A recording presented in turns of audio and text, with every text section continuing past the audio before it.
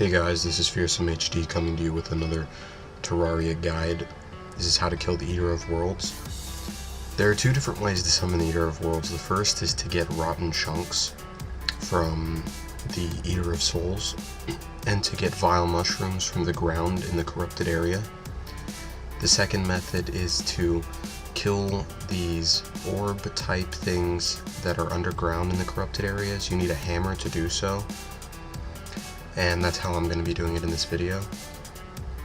Once you summon him, it's a good idea to teleport back to your spawn, just in case you die, because then you can just keep respawning and fighting him.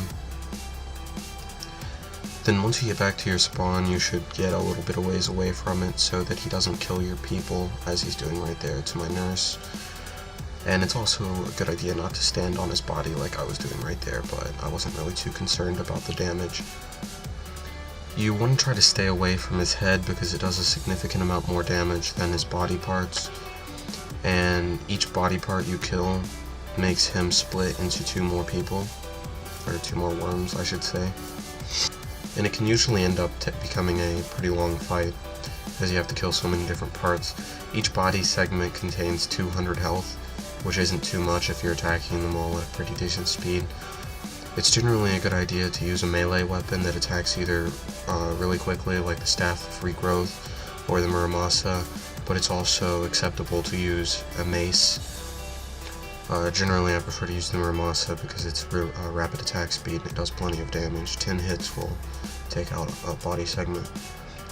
And as you can see, as you kill a segment, he can become a variety of smaller worms, which each do the same amount of damage as the beginning worm, so it's a good idea to try to dodge those, as I'm doing here in the video.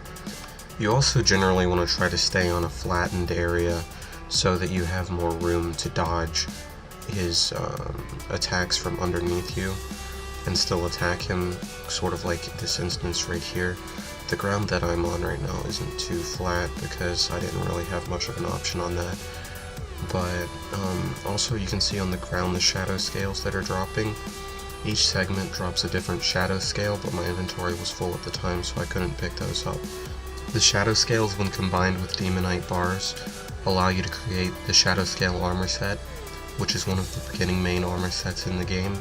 It allows you to attack with a 15% faster melee speed, and it allows you to kill things much quicker. This melee speed also works with pickaxes, so it allows you to mine more quickly.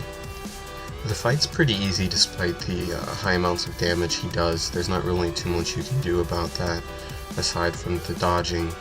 I actually died myself my first few times fighting him, but once you kill him, you generally have a lot better chance of killing him again as you get much better armor. Well, that about sums it up. Be sure to rate, comment, and subscribe for more upcoming videos. And always, good luck and have fun.